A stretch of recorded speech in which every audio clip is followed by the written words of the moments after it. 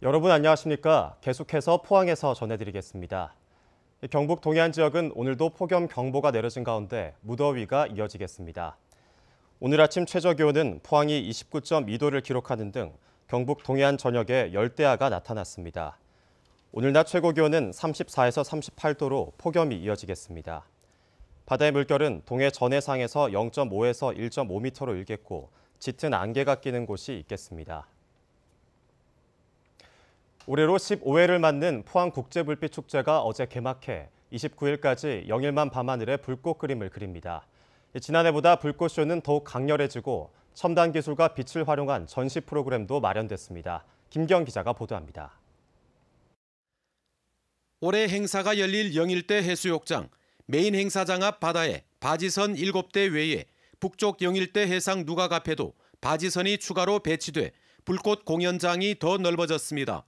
매일 오후 5시 버스킹 등 음악 프로그램이 있고 주제 공연은 수요일과 금요일 두 차례 무대에 오릅니다.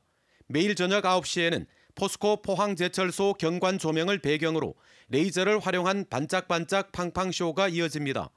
토요일 메인 행사인 국제불꽃쇼는 지난해보다 더욱 화려하고 규모가 커졌습니다. 국제 무대에서 수상 경력을 자랑하는 영국, 중국 팀과 우리나라 한화팀이 각 15분 동안 보여줄 수 있는 기교와 화력을 총동원합니다. 올 행사에서는 또 스피커를 추가로 설치해 메인 무대를 벗어난 곳에서도 음악을 곁들인 불꽃의 향연을 감상할 수가 있습니다. 그 전과 많이 달라진 점은요. 포스코 포항제철소 3.2km 경관 조명과 레이저와 연화 연출 그리고 다양한 음악들이 함께 어우러진 경관 조명쇼를 저희가 9시부터 9시 10분까지. 올해 주제인 빛으로 일어서는 포항답게 이번 행사를 통해 포항을 짓누르는 자연재해와 경제난을 털어버리고 제도약의 원동력으로 삼을 계획입니다. 해양문화 관광도심을 대내외에 알리고 또한 많은 관광객들이 찾아옴으로 인해서 포항 지역 경제 활성화에 초점이 맞춰져 있습니다. 토요일 메인 행사 날에는 구호광장 포항세관에서 두호동 행정복지센터까지 도로가 전면 통제되고 미군 캠프 리비와 각급 학교 등 28곳에 10,000여 대를 댈 수 있는 임시 주차장이 마련됩니다. 유례없는 폭염의 한가운데서 열리는 이번 축제는 무더위가 최대 관건이어서 개최 시기 조정 논의가 불가피해 보입니다. MBC 뉴스 김기영입니다. 연일 폭염이 계속되는 가운데 경상북도가 폭염 장기화 대응에 나섰습니다. 경상북도는 경로당과 마을회관 등 4,800여 곳을 무더위 쉼터로 지정해 냉방비 9억 5천만 원을 지원하고 도내 재난도우미 17,000여 명을 독거노인 등 폭염 취약계층에게 보내 건강 상태를 점검합니다. 또 가축 폭염 피해 방지와 보험 가입 사업 등에 68억 원을 지원합니다. 이번 여름 폭염으로 경북에선 지금까지 2명이 숨지는 등 137명의 온열 질환자가 발생했고 가축 17만 6천여 마리가 폐사했습니다.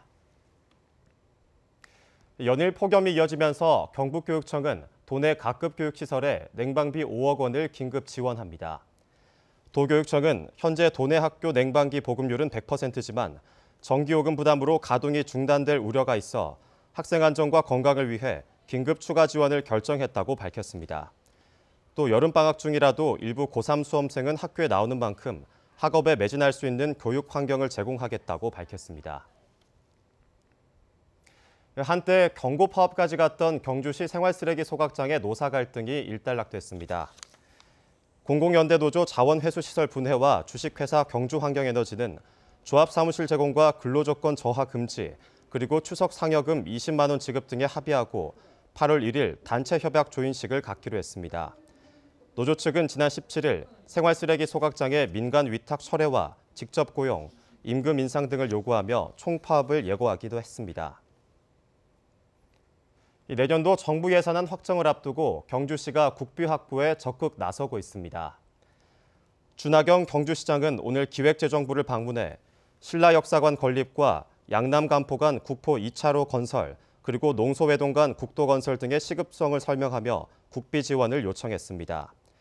주 시장은 이에 앞서 지난 23일 김석기 국회의원과 함께 문화재 청장을 만나 신라환경 핵심 유적 복원 등 현안에 대한 관심을 주문했습니다. 내년도 정부 예산안은 8월 말까지 기획재정부에서 확정한 뒤 국무회의를 거쳐 9월 3일 국회에 제출됩니다. 이상으로 포항 MBC 뉴스를 마칩니다. 여러분 고맙습니다.